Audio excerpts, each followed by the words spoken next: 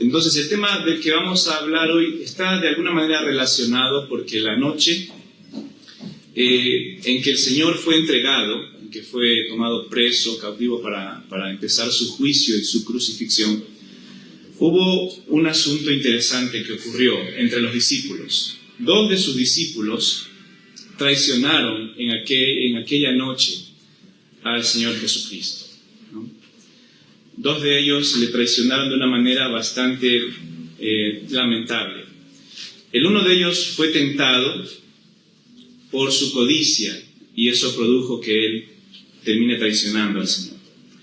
El otro fue tentado prácticamente por los adversarios del Señor y esto sacó a relucir la cobardía de él y por eso traicionó al Señor. Pero ambos lo traicionaron de maneras miserables en ese momento cuando el Señor los necesitaba. El uno lo vendió por un precio de 30 piezas de plata. Ese precio, según Éxodo capítulo 21, versículo 32, era el precio de un siervo, de un simple siervo. Y por ese precio fue vendido y traicionado nuestro Señor. El otro lo negó 3 veces. Negó haber conocido al Señor, habiendo pasado más de 3 años con Él, sirviéndole y viendo sus milagros y sus maravillas y sus prodigios, dijo que no le conocía en aquella noche crucial. Pero ambos fueron redargüidos de su pecado y se sintieron miserables por lo que habían hecho, los dos. La diferencia es que el uno buscó en la religión, confesó su pecado, trató de hacer restitución, buscó ayuda y perdón, pero fue rechazado. Y tuvo que morir sin el perdón de Dios. El otro lloró amargamente y experimentó el desánimo emocional y espiritual, pero el Señor tuvo misericordia de él, lo buscó, lo perdonó y lo restauró. Entonces, ya creo que hasta a estas alturas ya saben de quién estamos hablando, ¿no? Estamos hablando de Judas Iscariote y de Pedro, el que posteriormente llegó a ser el apóstol Pedro. Vamos a ir entonces a nuestras Biblias, a Lucas capítulo 22, para leer de la misma palabra de Dios algunos de estos detalles que les he explicado brevemente. Vamos a hablar primero de Judas. Lucas capítulo 22, versículos 1 al 6 dice: Estaba cerca la fiesta de los panes sin levadura, que se llama la Pascua. Y los principales sacerdotes y los escribas buscaban cómo matarle, porque temían al pueblo. Y entró Satanás en Judas, por sobrenombre Iscariote, el cual era uno del número de los 12, y éste fue y habló con los principales sacerdotes y con los jefes de la guardia de cómo se lo entregaría. Ellos se alegraron y convinieron en darle dinero, y él se comprometió y buscaba una oportunidad para entregárselo a espaldas del pueblo. Allí tenemos a Judas tramando la traición, porque Judas era un hombre codicioso, era un hombre avaro, como estuvimos hoy estudiando en la escuela dominical. La avaricia tenía tomado su corazón. Y lo interesante es que él era el tesorero de los apóstoles, imagínense, el tesorero de los discípulos. Seguramente cuánto dinero le faltaba en la bolsa a los apóstoles, ¿no? Cuando estaba en manos del más avaro de todos. Entonces, su concupiscencia produjo que sea llevado a vender a su maestro y señor. Lucas capítulo 22, versículos 47 y 48 dice, vamos a ver cuando él ya ejecuta su traición. Mientras él aún hablaba, se presentó una turba, y el que se llamaba Judas, uno de los 12, iba al frente de ellos y se acercó hasta Jesús para besarle. Entonces Jesús le dijo: Judas, ¿con un beso entregas al Hijo del Hombre? Esa fue la ejecución de la traición que Judas hizo a nuestro Señor. Pasó unas horas de esto, y vamos a ir ahora a Mateo capítulo 27, Mateo capítulo 27, y vamos a ver qué pasó con Judas. Mateo capítulo 27, versículos 3 y 4, dice: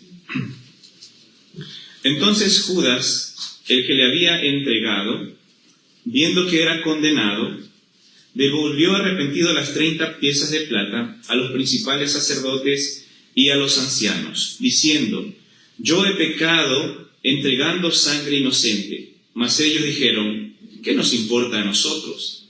Allá tú. Aquí vemos entonces a Judas buscando perdón, tratando de hacer restitución en los religiosos, en la religión oficial del pueblo judío en ese lugar. Pero ¿qué pasó? Fue simplemente rechazado. No tenemos nada que ver contigo.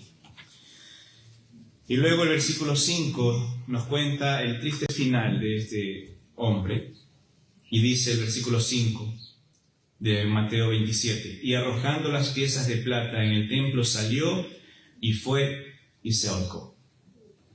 Ahí tienen ustedes, mis queridos hermanos, el resultado de cuando un hombre decide buscar perdón en la religión, cuando un hombre decide buscar refugio en la religión. Y luego vamos a profundizar un poco más en este asunto. Ahora vamos a ver lo que tiene que ver con el apóstol Pedro. Volvemos a Lucas capítulo 22, versículos 31 al 34. Vamos a ver en cambio ahora lo que estaba pasando esa noche con el apóstol Pedro. Lucas 22, 31 dice así: Dijo también el Señor: Simón, Simón, he aquí Satanás os ha pedido para zarandearos como a trigo. Zarandearos, ¿no? Significa azotarlo, golpearlo para sacarle todo el fruto, ¿no? Pero, versículo 32, pero yo he rogado por ti que tu fe no falte, y tú, una vez vuelto, confirma a tus hermanos. Él le dijo: Señor, dispuesto estoy a ir contigo, no solo a la cárcel, sino también a la muerte. Y él le dijo: Pedro, te digo que el gallo no cantará hoy hasta que tú niegues 3 veces que me conoces. Esta fue la advertencia que el Señor Jesucristo le dijo: mira, Pedro, contigo va a pasar algo esta noche. Vas a ser probado. Y Satanás ha pedido probarte en esta noche. Y yo he rogado a mi Padre. Miren lo que ocurre en otros bastidores en la esfera espiritual. Satanás, así como hizo con Job, pidió permiso a Dios para tentar al que iba a ser el líder de los discípulos, el líder de los apóstoles en lo posterior. Y el Señor oró por él y pidió al Padre que su fe no vaya a fallar, no vaya a faltar. Seguimos viendo luego en la ejecución de la traición de Pedro, Lucas capítulo 22, versículo 54 en adelante, dice: Y prendiéndole, le llevaron y le condujeron a casa del sumo sacerdote, y miren lo que dice allí: y Pedro le seguía de lejos. Hay que destacar que Pedro fue el único discípulo que siguió al Señor, aunque sea de lejos. ¿Dónde estaban los otros 11? ¿No? Se hicieron, como se dice vulgarmente, humo. Versículo 55, y habiendo ellos encendido fuego en medio del patio, se sentaron alrededor, y Pedro se sentó también entre ellos. Pero una criada, al verle sentado al fuego, se fijó en él y dijo: también éste estaba con él. Pero él lo negó. Aquí viene la primera negación, diciendo: mujer, no lo conozco. Un poco después, viéndole otro, dijo: tú también eres de ellos. Y Pedro dijo: hombre, no lo soy. Como 1 hora después, otro afirmaba diciendo: verdaderamente también éste estaba con él, porque es Galileo. Y Pedro dijo: hombre, no sé lo que dices. Y enseguida, mientras él todavía hablaba, el gallo cantó. Entonces, vuelto el Señor, miró a Pedro, y Pedro se acordó de la palabra del Señor que le había dicho: antes que el gallo cante, me negarás 3 veces. Imagínense, ahí estaba el cumplimiento Y el versículo 62 dice, y Pedro saliendo fuera lloró amargamente. Pedro reconoció lo que había hecho. Aunque tuvo el valor de seguir al Señor de lejos para ver qué estaba pasando o qué le iba a suceder, cuando fue confrontado, cedió ante su cobardía y dijo no haber conocido al Señor. Luego de eso podemos ver al apóstol Pedro de alguna manera desanimado y tratando de volver a la pesca. Ya vamos a analizar eso en unos minutos más.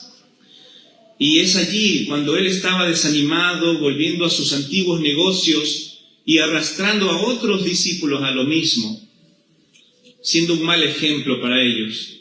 Es allí donde el Señor fue en su rescate para darle perdón y restaurarlo al ministerio. Mis hermanos, este es el contraste y el engaño que la palabra de Dios y la vida nos enseña sobre lo que es la religión y lo que es tener una relación personal con el Señor. La religión nunca salvó a nadie. La religión nunca solucionó nada en la vida espiritual. Puede ser que hagan obras a nivel moral, social, pero no están llevando una sola alma al cielo. Los están enviando al infierno. Y ese es el gran peligro de la religión. Porque la religión cambia la verdad por una mezcla de verdad y error. Si usted tuviera un pastel de su sabor favorito, pero usted sabe que alguien le puso unas gotas de veneno, ¿usted se lo comería? No. ¿Por qué? Porque está mezclado lo bueno con lo malo. Eso es la religión. La religión es una mezcla satánica y diabólica de verdad con error, y Satanás ha venido haciendo esto desde el jardín del Edén, mis hermanos, mezclando verdad con error para confundirnos, para manipularnos y para mantener a las personas en la ignorancia espiritual y en el camino de la perdición. Por eso es que tenemos que entender que la religión es peligrosa. La religión no provee salvación, no salva a nadie, la religión no tiene misericordia. Eso es lo que pasó con Judas Iscariote cuando fue a pedir ayuda, porque estaba siguiendo el protocolo que le habían enseñado en su religión, que era acercarse, confesar su pecado y hacer la restitución. Él confesó, dijo, he pecado, entregando sangre inocente, devolvió las monedas de plata, estaba cumpliendo con la restitución, pero ¿qué pasó? Fue rechazado, no fue conducido al perdón y a la restauración de su alma, fue simplemente despreciado y rechazado. La religión hace que las personas sean más difíciles de ser alcanzadas con el Evangelio, mis hermanos, porque les da un falso sentido de piedad y salvación. ¿Cuán difícil es evangelizar a un católico? ¿Cuán difícil es evangelizar a un testigo de Jehová? ¿Cuán difícil es evangelizar a un mormón? Es más fácil evangelizar a un hombre que está en su miseria, lamentándose por su condición, que es tratar de llevar el Evangelio a una persona que se autojustifica por su religión y por su liturgia y por todas sus buenas obras. Es difícil alcanzar con el Evangelio a aquellos a quienes Satanás ya los tiene conformes con su religión, porque se han conformado a esa falsa piedad, se han conformado a ese falso evangelio. Mis hermanos, ese es el peligro de la religión. Da un falso sentido de piedad y un falso sentido de salvación. La Biblia dice, hay camino que al hombre le parece derecho, pero su fin es camino de muerte, y estas personas están yendo a la muerte eterna, a la muerte espiritual, al infierno. Estas religiones están enviando a millones de personas al infierno desde sus cómodas bancas. Son inspiradas, establecidas y sostenidas por Satanás. ¿No se ha preguntado usted por qué tienen tanto éxito estas religiones? Se ven sus iglesias tan bonitas, tan grandes, tan impresionantes, y nosotros a veces aquí luchando para pagar la renta y el sueldo del pastor. porque nosotros estamos haciendo la labor humanamente posible, pero ellos tienen el respaldo diabólico con los fondos del infierno. El banco del infierno está disponible para las religiones, mis hermanos. Por eso hay tanta prosperidad y tanto éxito entre esas sectas. Por eso uno ve semejantes templos impresionantes y uno dice, ¿de dónde sacaron ese dinero? Si nosotros que estamos haciendo lo que debemos hacer, luchamos para pagar nuestras cuentas como iglesia. Bueno, y ese también es un punto para un autoanálisis. ¿Estamos siendo fieles con lo que debemos dar al Señor en nuestra iglesia? En esta iglesia que es la iglesia de Dios, en la verdadera iglesia de Dios. Hermanos, eso también debe llevarnos a un autoanálisis.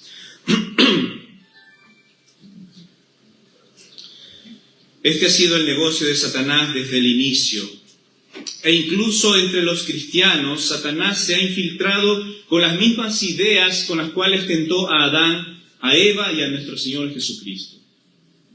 Dentro del evangelio cristiano también existen estas tentaciones y también algunos han cedido. Por ejemplo, aquellos que tienen la codicia por obtener la sabiduría divina e infinita, que fue la tentación de Eva y de Adán. La codicia por ser como Dios.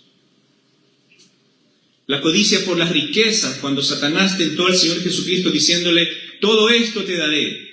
Eso también está en la iglesia con el evangelio falso de la prosperidad.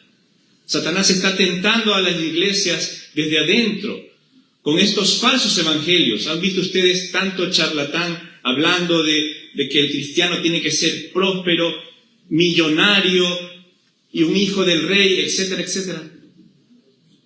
Con esos evangelios falsos e inflados que solo hablan de prosperidad y no hablan de pecado, no hablan de condenación, no le ayudan a usted a dejar su vida pecaminosa a un lado. No apuntan nunca a la santidad porque siempre apelan a los apetitos de la carne. Ellos les están diciendo, alimente los apetitos de su carne porque ese es el éxito de la vida. No, eso es un evangelio falso.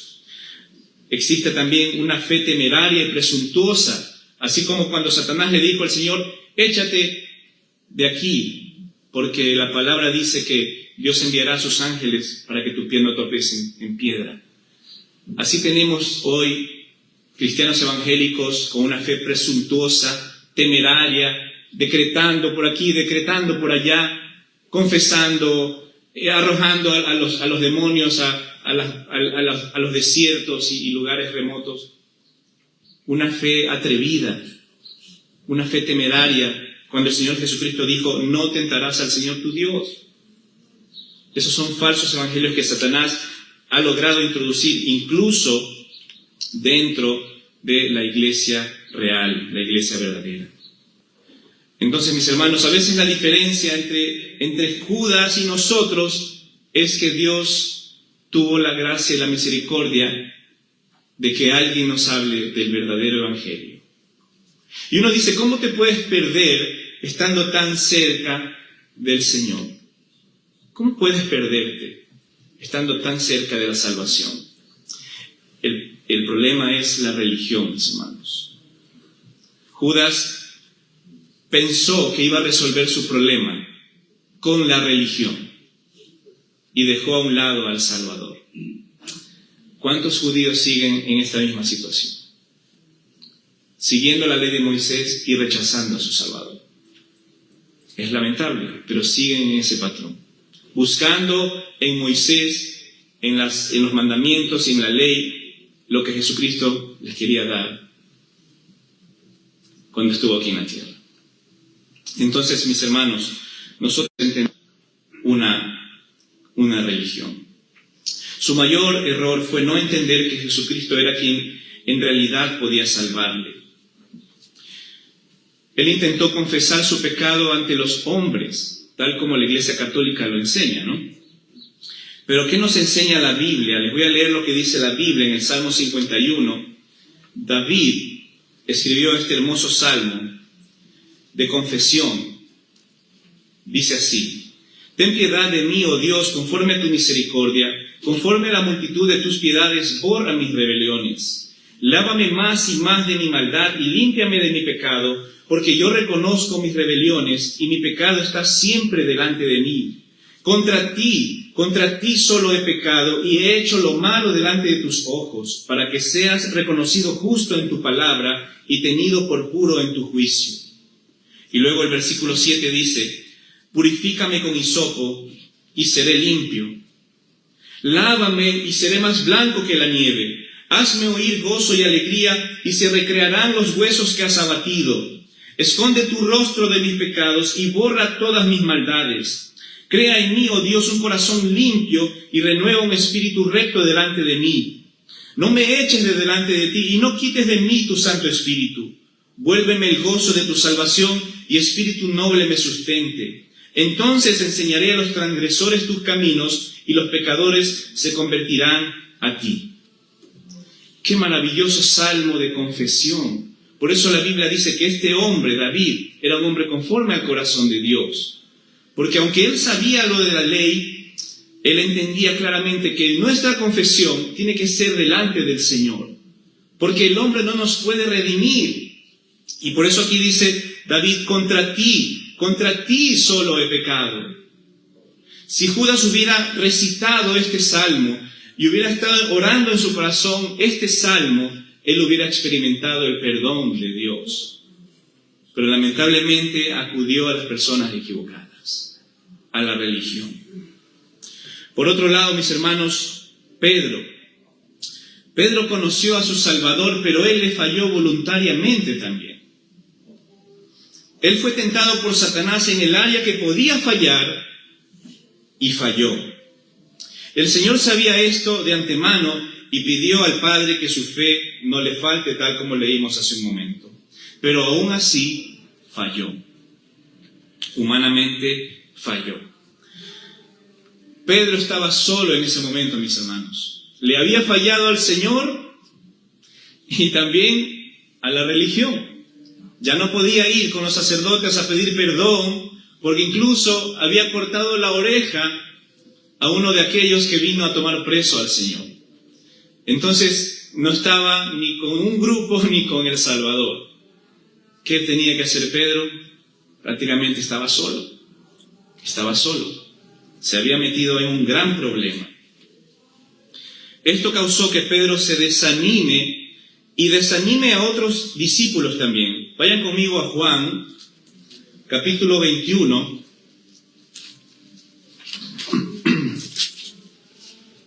Miren lo que dice el versículo del 1 al 3.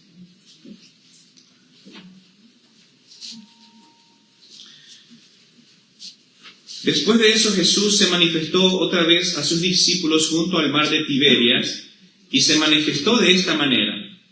Estaban juntos Simón Pedro, Tomás llamado el Dídimo, Natanael el de Caná de Galilea, los hijos de Zebedeo y otros 2 de sus discípulos. Simón Pedro les dijo, voy a pescar. Ellos le dijeron, vamos nosotros también contigo.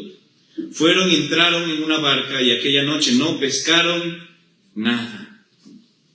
Aquí vemos, mis hermanos, al apóstol Pedro luego de que el Señor había resucitado y había escuchado de que sí, había resucitado.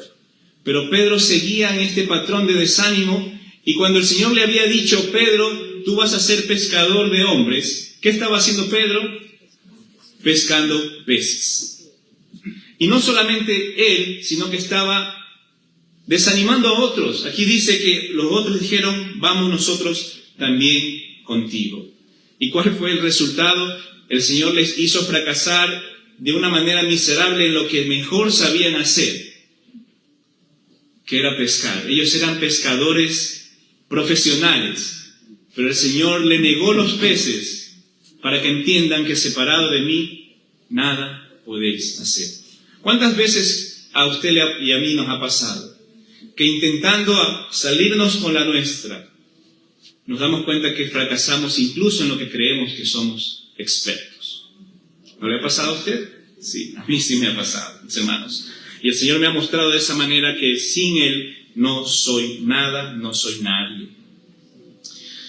Pero la historia no terminó allí, ya que el Señor se presentó, les hizo que pesquen de manera milagrosa Y miren lo que dice el versículo 15 al 17, cómo el Señor va en búsqueda de Pedro, lo perdona y lo restaura una vez más en el ministerio. Dice el versículo 15, cuando hubieron comido, Jesús dijo a Simón Pedro: Simón, hijo de Jonás, ¿me amas más que estos?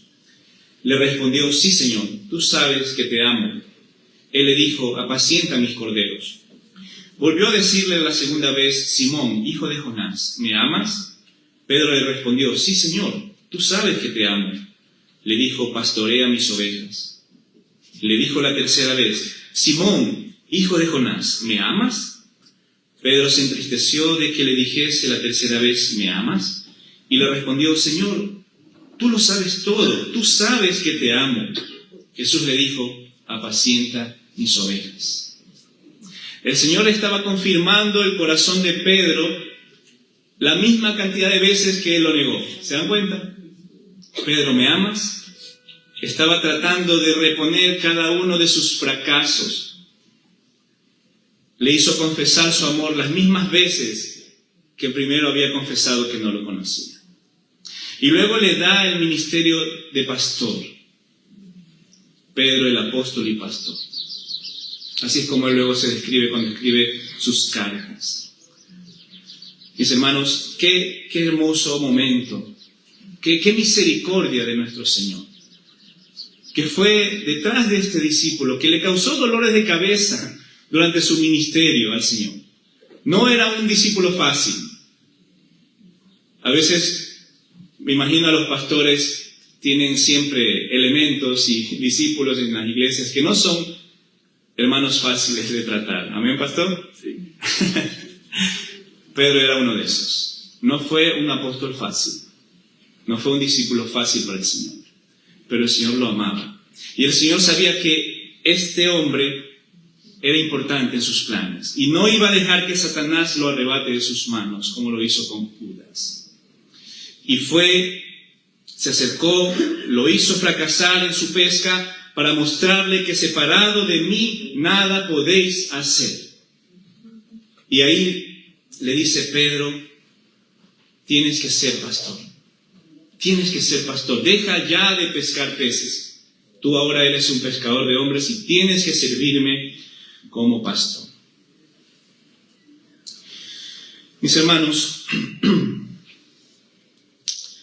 el ejemplo de Pedro nos enseña que es más fácil rescatar a un perdido que a un religioso. Ahí ustedes tienen el ejemplo. Es más fácil rescatar a un perdido, a un desanimado, a uno que se siente miserable, que rescatar a uno que está dándose golpes de pecho, como hacían los fariseos, ¿no? ¿Cómo decían los fariseos cuando oraban? Siempre exaltando su propia justicia, su autojusticia, ¿no? Pero es difícil rescatar a ese tipo de personas. Mis hermanos, otra de las características que podemos ver volviendo a Judas es que Judas estaba desorientado. ¿Sabe lo que significa desorientado? Que no sabía cuál era el camino. Quizás no escuchó cuando el Señor le dijo: yo soy el camino, la verdad y la vida. Cuando usted está desorientado, usted avanza en un camino, pero ese camino no le lleva al destino correcto. Qué bendición es tener hoy en día el GPS, ¿no?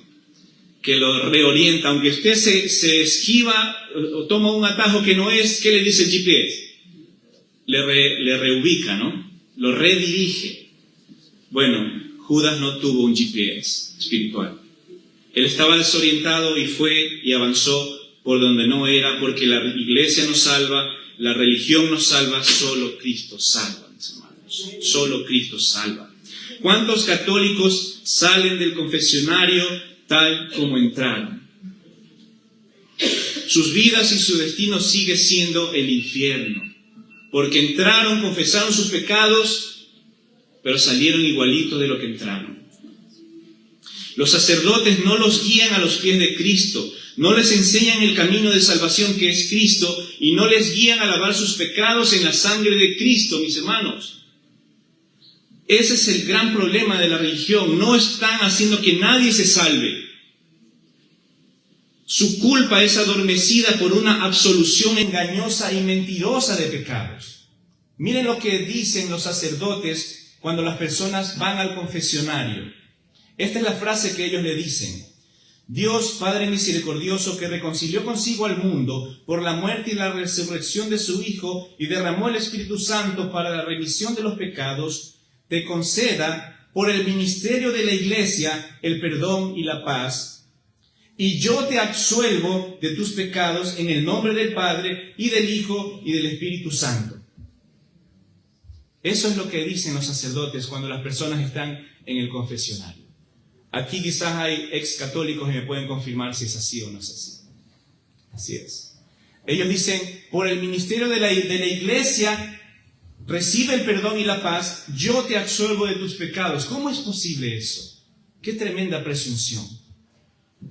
¿Quién puede absolver y perdonar los pecados sino solo Dios?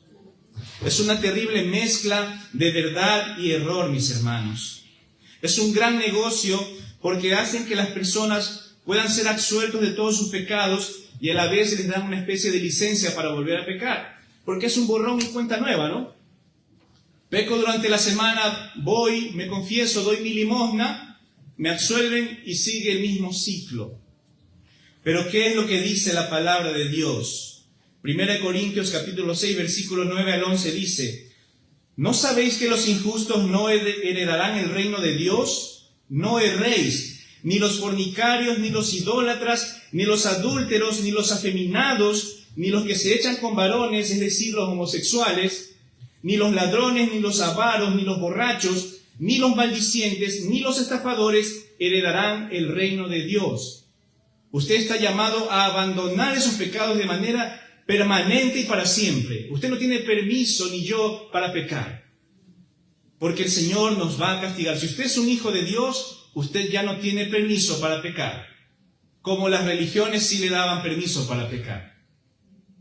El Señor ya le perdonó, el Señor ya le restauró, pero su llamado ahora es vivir en santidad, porque el Señor dijo: sed santos, porque yo soy santo.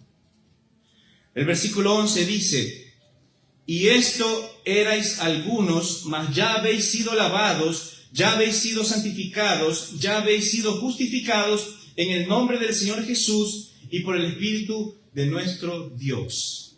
Amén. ¿Se dan cuenta, mis hermanos? Ahí se nos presenta el contraste. Esa es la vieja vida.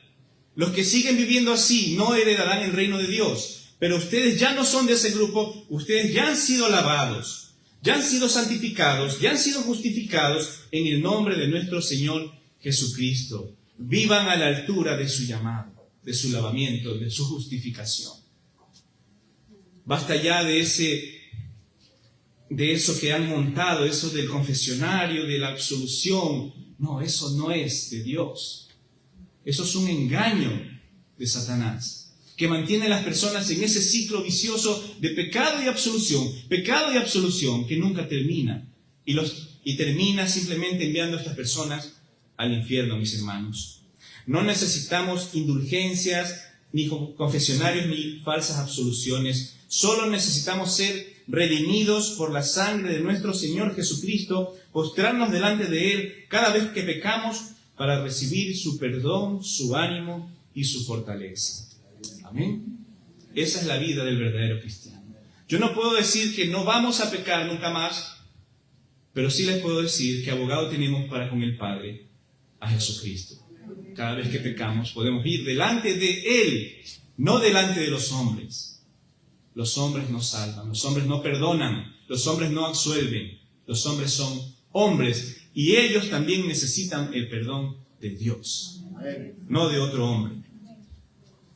En esta fórmula católica de perdón no hay una verdadera expiación de pecados, porque los sacerdotes se están ubicando entre el pecador y Dios. Cuando ellos dicen yo te absuelvo del pecado, ellos están prácticamente convirtiéndose en los mediadores.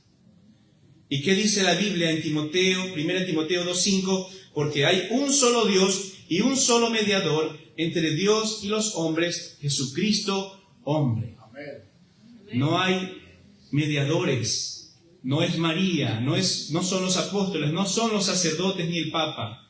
El mediador entre Dios y los hombres se llama Jesucristo. Y solo Él puede perdonar nuestros pecados y darnos salvación y vida eterna, mis hermanos. Podemos ver también, por otro lado, la obra de Cristo en la vida de Pedro. Al leer las dos cartas que Pedro escribió a las iglesias, podemos ver a un verdadero siervo y líder de Dios. Uno que fue tocado por la gracia de Dios y fue lleno de sabiduría y fortaleza espiritual. En Lucas capítulo 22, versículo 32, el Señor le dijo: y tú, una vez vuelto, confirma a tus hermanos.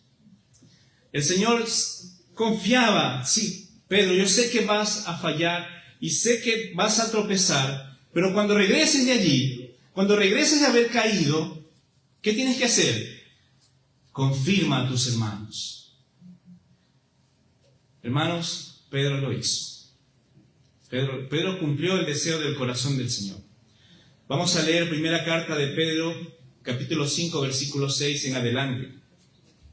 Dice así: humillaos pues bajo la poderosa mano de Dios para que Él os exalte cuando fuere tiempo, echando toda vuestra ansiedad sobre Él, porque Él tiene cuidado de vosotros. Sed sobrios y velad, porque vuestro adversario el diablo, como león rugiente, anda alrededor buscando a quien devorar, al cual resistid firmes en la fe, sabiendo que los mismos padecimientos se van cumpliendo en vuestros hermanos en todo el mundo. Mas el Dios de toda gracia, que nos llamó a su gloria eterna en Jesucristo, después que hayáis padecido un poco de tiempo, Él mismo os perfeccione, afirme, fortalezca y establezca. A Él sea la gloria y el imperio por los siglos de los siglos. Amén. Qué hermosas palabras. ¿Usted se puede imaginar a un pescador escribiendo de esta manera? Sí, un pescador tocado por la gracia de Dios. Qué maravillosas palabras. Él tenía autoridad para decir, cuando Él dijo aquí, echando toda vuestra ansiedad sobre Él, porque Él tiene cuidado de vosotros. Luego nos explica que debemos ser sobrios y velar, porque Satanás, el diablo, anda como león rugiente buscando a quien devorar. ¿Quién más que Pedro para dar testimonio de eso? Amén. Y luego dice Él que después que hayáis padecido un poco de tiempo, Él mismo os perfeccione, afirme, fortalezca y establezca. ¿Quién más que Pedro para darnos una lección de esto? Amén. Él pasó por ese proceso y con autoridad escribe y dice: a Él sea la gloria y el imperio por los siglos de los siglos. Amén. Estas son las palabras escritas por un hombre tocado por la gracia de Dios. Que pudo haber sido Judas, mis hermanos. Pudo haber sido Judas, pero no lo fue. Porque acudió a las personas equivocadas. Pero el Señor tuvo gracia y misericordia de Pedro para reencaminarlo en la salvación. Mis hermanos y amigos que nos visitan, ¿con quién se identifica usted? ¿Con el cobarde o con el codicioso? ¿Con el religioso o con el apartado y el desanimado? Cualquiera con los dos con el que usted se identifique, mis hermanos, quiero decirle que usted y amigo, usted necesita a Cristo. El cobarde necesita a Cristo y el codicioso necesita a Cristo, el religioso necesita a Cristo y el perdido necesita a Cristo. Todos necesitamos la salvación de nuestro Señor Jesucristo. Venga a los pies de Cristo. No le digo hágase religioso, hágase cristiano, no. Le invito a que venga a los pies de Cristo, porque solo en Él hay perdón, hay salvación, hay vida eterna y un verdadero sentido para su vida. Así que ven a Cristo hoy, porque Él te está buscando y te está llamando para perdonarte y darte una nueva oportunidad. Amén. Vamos a orar.